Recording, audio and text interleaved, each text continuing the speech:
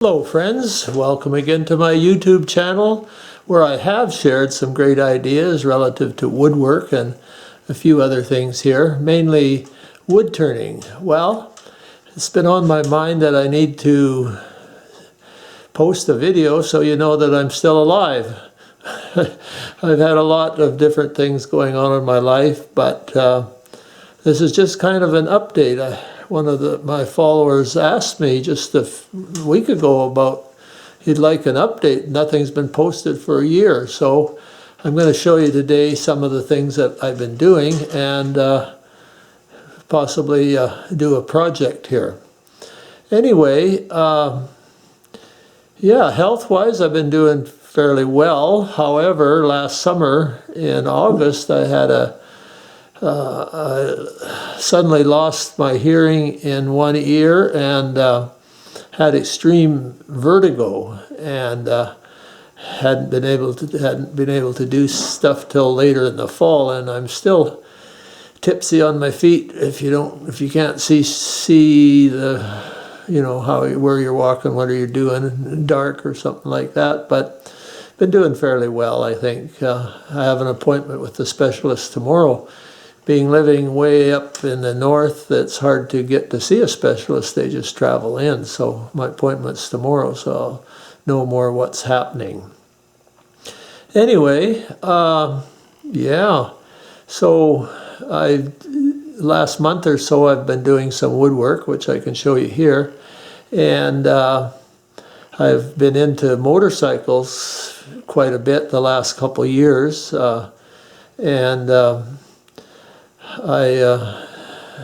Because of the outdoors where we live here, mountains and stuff, exploring.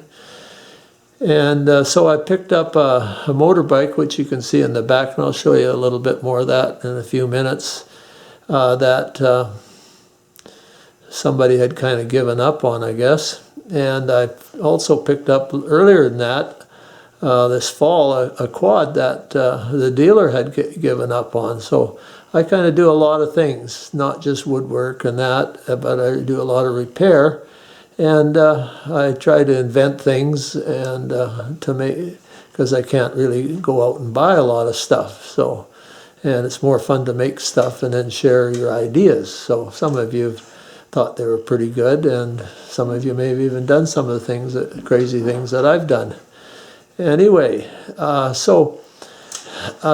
belong to a number of sites on wood turning, and I see a lot of things that people do that's just fantastic. And a couple things caught my eye. And one was a fellow was building a lot of birds, making lathing birds. And this is what I'll be showing you how to do. This is two of them here. I call them lovebirds. My wife thought they were fantastic for the top of a wedding cake or something like that. But anyway, this was my learning experience. This is the second and the third one that I've done. So I've learned something from the first one. This was my first one here. And you probably say, oh, it looks pretty good, but not really. I seen the idea and I knew how to do it, so I tried it. And then right here at the head, I made a separate head here and lathed it in. And birds aren't quite like that. They're kind of smooth as they come out from the head. So anyway, I seem to have corrected that on the next one here. You'll see this part here doesn't suck in so far there. And they have tails and everything out like that. So very easy project to make. And it can be mounted on different ways. The fellow that I got the idea from, he's probably made hundreds of them, and it's been quite lucrative for him. He seems like he sells a lot of them, and it mounts them on wires or something like that, stands and stuff like that. So anyway, that was I wanted to try that, so that was one of my projects I tried first when I started getting back into the wood lathe, because it was interesting to me. And my other mechanical projects, of course, you're waiting for parts and stuff like that too. So Anyway, the next project that I saw that another fella had done, and I thought it was sort of right fantastic, and it was off-center turning. So here's one here. This was the first one that I did, not really knowing what I was doing, and I'll put pictures on of these projects. Now this one here, you'll see this line here and the top line don't line up, aren't parallel. That's because I didn't build it right. This is where the grain, it wasn't quite turned. That's where the grain lines up. But if I line the grain up, if I don't line the grain up, put it 180 degrees out, now I get these parallel, which they should have been. And so I'll be showing you my experience with that. Anyway, this one isn't too bad, and then this is a box, of course, and I've flocked the inside, so kind of a real fancy jewelry box, you might say. So maybe that's the right way. I don't care. I like it kind of crooked. It makes it more intriguing if those parts don't line up. Anyway, I did build another one, and I did that correctly, as you can see there. The grain lines up. Just checking here to see where the grain, it gets played around. Okay, there's the grain lining up. And then these are parallel, and they come out there. And of course, this is a box too. I haven't put the flocking in there, but grain all lines up. And there's the bottom section and the top section. It's a lot fancier, a lot bigger. You get a shot back. I'll put pictures on of what this one actually looks like. You know, you get a decent look at it there. But that was the second one I did, and had problems with probably both of them, especially the second one. I had a lot of problems, but I worked through those problems, and you can't tell there was anything wrong with it. But you know how it is with lathing. You get your tools caught, and you get this, and you make a mistake here and that. And the design on this was not that great, but it looks kind of fancy, but it's really not really great. And in between doing the first one and the second one, I tried some, this is all offset turning, is some simple vases, which I should have started on first, but I wanted to try that. So that one is made out of a piece of birch tree, pin cherry tree. I live in the north. The only wood that grows here is birch. Of course, all your softwoods too, your firs and all that sort of stuff. But anyway, and then you drill it off, and it's off center, and that makes a nice project too. And so that was the second one. These I did in between. And here's another one here. I wanted to make the hole bigger, that you could probably put some sort of glass object in, so you could actually put water into it. And this was a piece of limb from a pine tree, and kept the bark on it and that, and kind of like this one too. And being bark, the grain is very, very dense and hard, and it comes out extremely smooth. So anyway, that was that project. And then my last project was again a bird, but still in the category of offset turning. And this one here is quite large and tall, and it's a really challenge to make that. I really didn't know what I was doing, how to get the body shape in that, but it seemed like it come out halfway decent. This is the leg part, and of course, head and the beak is way up there. And it's quite a tall little thing here. Yeah, so this is the first one I've made, and I guess I'm going to try a couple more after I made the first one. I thought, I don't even know if I want to do this again. Anyway, so that's what I've been doing as far as the woodwork going here. things that looked extremely difficult, and then I had to work my way through it. It's a real challenge, and hopefully I can help people, show them how to do these things, because it's within the capability of anyone. Because I don't have people close to me or in this area here that do this sort of thing, so I just have to look at something and say, how do you do that? Well, this is how you do it. You got to make one of these, a special chuck. It'll cost you probably $1.50 or something like that, but it makes possibilities in wood turning fantastic. And these are just some of the examples that could be done with this chuck. So actually the next video, I can't show you how to build these lay these off-center ones till we show you how to make this unit here. And the person that got me interested in this, he gave me the information of this chuck, and I've kind of gone a little bit overboard, you might say, with it, and added something, done some things that were, I would call it maybe an improvement, because my lathe is a homemade lathe, and I need a little bit stronger chuck. So I've beefed this up, I guess, a little bit and made it possible to do that sort of thing. So I'll be sharing you my ideas on this next, and that may take a little while, so don't give up on me. Maybe this month I could, but there's a lot going on, and I've got to make a trip to my daughter's place towards the end of the month, and I'll be gone for a while, and then coming back there'll be motorcycles that get going, and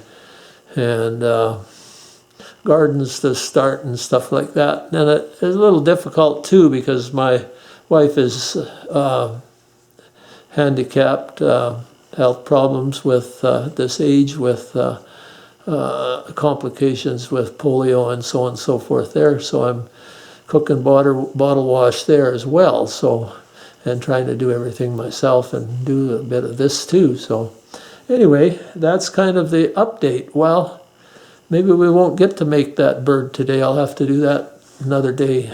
So anyway, I'll show you my other projects here that I've been working on. So I'll just reposition the camera here, and we'll look at the motorcycle first. Yeah, okay, well, I do like working on mechanical things, and I see something cheap in Marketplace, and I get sucked right in right away, and think, oh, I'll get that, and I'll have something really fantastic. Well, I saw this motorcycle 2 or 3, probably 4 weeks ago or less, Marketplace, with 16,000 kilometers, 1988, and I thought, wow, that really looks good. I wouldn't mind restoring that, and I'm kind of partial to Honda. They seem to be a very good product, and it wasn't advertised as a 1988 because the guy had lost his papers and he didn't know what it was actually, but through the search of the serial number I found exactly what it is. And anyway, when something's low kilometers, which I thought would be just next to new, you find out there's other problems, and that I didn't think I'd have to replace a whole lot of things, but I've had a real challenge with the gas tank. The gas tank, once I got it opened, I took the key, I managed to get it to turn in there, and then I couldn't get the key out, so I had to hacksaw the cap apart to get the key out, because I wanted to use it in the ignition. And in the meantime, I had ordered the cap and ignition and the whole works, so I'd have new keys and things that worked. So I wasn't expecting that. But I found out that I didn't have to hacksaw the key apart. I wasn't sure. I didn't really know how the thing operated. It does a little different. Anyway, once I opened the gas tank, I looked in there, and there was stuff in there you wouldn't believe. And something was in there that was fallen down from something. I tried to pull it out with needle nose pliers. I couldn't get it out, and wow. So anyway, I figured I needed a new gas tank, and that's almost impossible to find. In fact, it is impossible to find for this bike. But my son-in-law found one out in Ontario, across the country, that looked like a Honda. It was a Honda, but a Shadow tank. And we bought that, and they sent it out here. So it got here. It wasn't even for a Shadow, even though it looked like it. It was a good tank, though. But so what am I going to do, you know? And when you live out in the boonies, and you apply for a part search, you can online, or it goes to 300 different salvage yards, and nobody has one. What do you do? Well, I'll show you what I did, and you'll think this is crazy, but you know, you got to do these things sometimes. So anyway, I'll grab the tank here and show you what it looks like.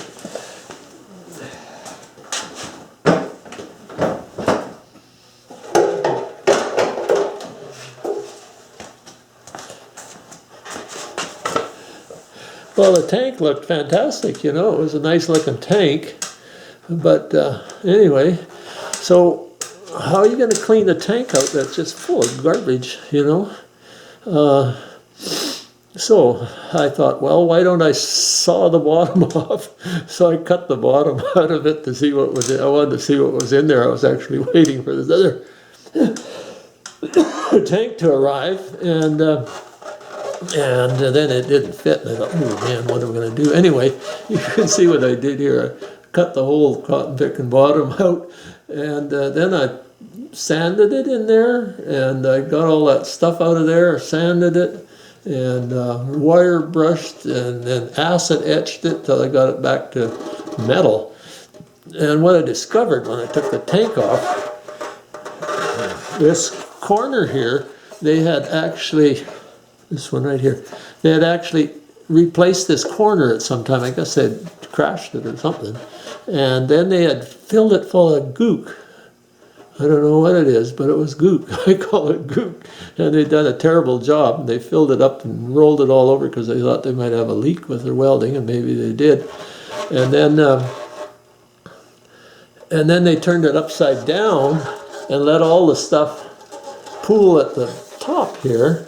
And that was about 1/8 of an inch thick. And then, of course, there was rust underneath it because they hadn't acid etched it, I guess, or maybe whatever. And then it rusted worse and it fell down inside. So, anyway, hopefully this tank is going to work well. I've brazed it with a brazing rod, and I really didn't wreck the paint on it, you know, just a little bit on the edge here, just a little bit on the edge here, but other than that, it was good. So what I did is I took a box and filled it right full of snow. So then I put this thing right in the snow, so the outside surface was cold, and then I worked away on it. And it wasn't that easy job getting that brazed up, and then used air pressure to check it out. So anyway, that's my experience with this crazy motorcycle. Anyway, and the chain, of course, from sitting around for years and done whatever, the O-rings on it were hardened and they were coming apart, so I got to get a new chain. I took the carburetors off to get them cleaned off, and the boots were hard, so I got new boots. And that's about it, you know. So anyway, that's my project. I've actually got, this is the 4th motorcycle I've got. I've got one that I'm picking up this end of the month at my daughter's place that I bought last fall too, a road bike, and then I've got the dirt bike and a dual purpose smaller bike too. So anyway, that keeps me busy rather than woodwork. But anyway, this is just interest for people that have been following me and that and what I'm doing. So I still come up with crazy ideas. Anyway, I'll just switch this thing over to the quad, which is my other shop project. You know, you have all these things and you don't want to make a dirt and dust and terrible things in the shop. So anyway, I'll show you the quad now. Okay, this is the quad. It's a 2011 Arctic Cat, and I saw this again on Marketplace, and I wanted so much, and I managed to find out what was wrong with it by talking to the mechanic. It was at a dealer type place. Anyway, the mechanic said he didn't want to work in it anymore, and so I offered him quite a bit less than they had asked for it.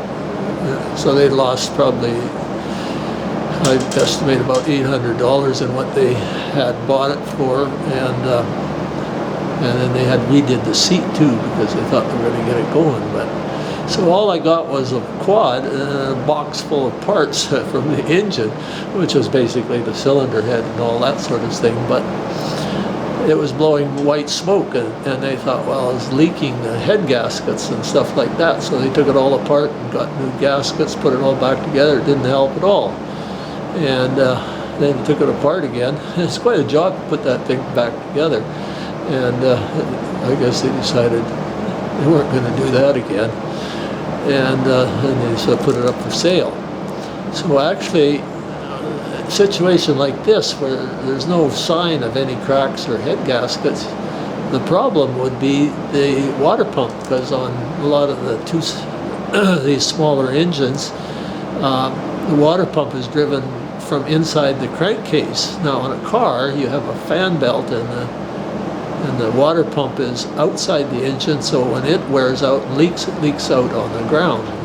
Probably had a car that happened to, but anyway.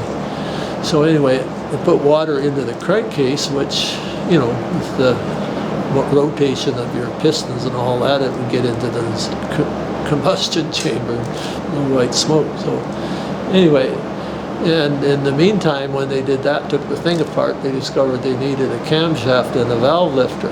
Well, that's been a challenge too, which I didn't really realize, because Arctic Cat's kind of specialized, and there's not a lot of aftermarket parts like Honda or something like that. You can buy a million parts with them things, except for this crazy motorcycle, Honda. They're so good, I guess, that everybody keeps them, and there's none at the salvage yards. But anyway, so that was a challenge to get the valve lifter. The rocker arm that was worn out, because the first outfit that sent me one from a salvage yard, it was worn out too. It was almost as bad as the one I had. I sent it back, and he says, well, this isn't mine. I said, of course it is. I showed you a picture of it when I asked you about sending it back. So I lost quite a bit of money on that, because he wouldn't give me the full refund, and I had to mail it back besides. Anyway, so the next company I found, salvage yard, I found one on. He sent me a picture of it so I could look at the stupid thing. The only trouble is, once I got here, it was for the intake instead of the exhaust. So I phoned him up, and he says, oh, I looked at the picture and I thought that was the right one. So anyway, he sent me the other one now. So this whole conglomeration has taken 2 to 3 months to get this right part. So this week, this one will get running again. I'll take it over to a friend here that does that sort of work, and it just helps a whole lot to have somebody that knows what they're doing on that. So I want to get it put together right. But it's a nice quad. I bought it for $1,000 in 2011. It's 550 fuel injected. Power steering and power this and power that and locks and whatever. So the other quad that I have is an old Honda. I bought that sight-on scene, and you don't want to do that either. It was crazy what they did with that thing. It sounded like a good deal. Anyway, I've fixed that, rebuilt it, repainted it. It looks like brand new, but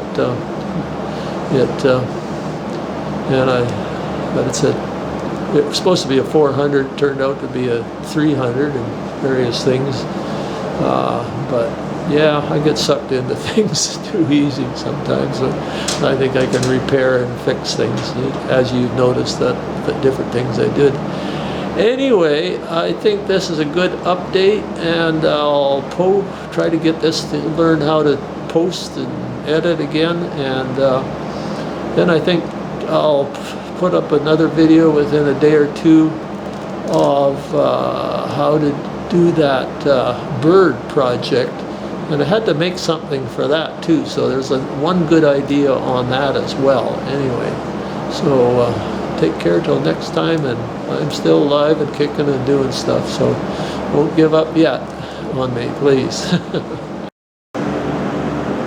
Okay, before I end this video, I guess I thought, oh, I'll do just a little close-up of some of the things I did on the quad.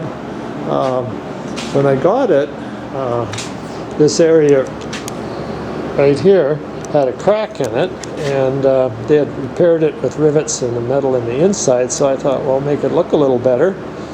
I had some of this checker plate thin, so I did that with checker plate, and then the next area there had those decals on it that told you what you weren't supposed to do. Well, I didn't really like that too well, so I put a piece of metal over that too. Well, actually I tried to scrape it off and it wouldn't come off. And then on the side, after decided, well, that'd be do that up a little bit too, so I got this stick-on checker plate from a place that does signs and stuff like that, and fixed that all up. This is in between waiting for parts and doing stuff, and there was, right on the corner, there was a little crack, so I did that up too with a piece of checker plate. And then the other side, of course, to match it, I did the same thing, and it's kind of fun to do. Of course, I took the racks and all that stuff off, repainted that, cleaned that, you know, because it's older and rusted. The guy didn't have a shed to put it in, okay?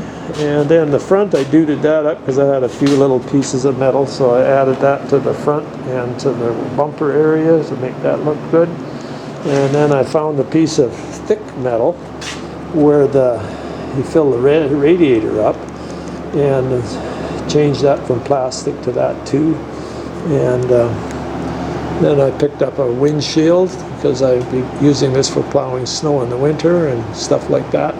And that just pops off, and so I won't have that on all the time. And got mirrors for it and stuff like that. So just getting it ready. So I'm quite anxious to get this running this week. So anyway, that's the quad. And they had redid the seat for me, and that, so that was good. And I'll just switch over here to the motorcycle here, so we got a little close-up of it. There's the engine. And so overall, it looked pretty good.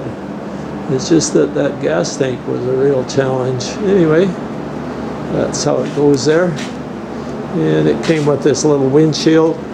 And it's easy to fix scratches on windshields and stuff like that. I just take fine sandpaper, sand it down with fine sandpaper, and then polish it with my stuff that I use on my wood projects there, on the lathe things, polishing. I actually picked up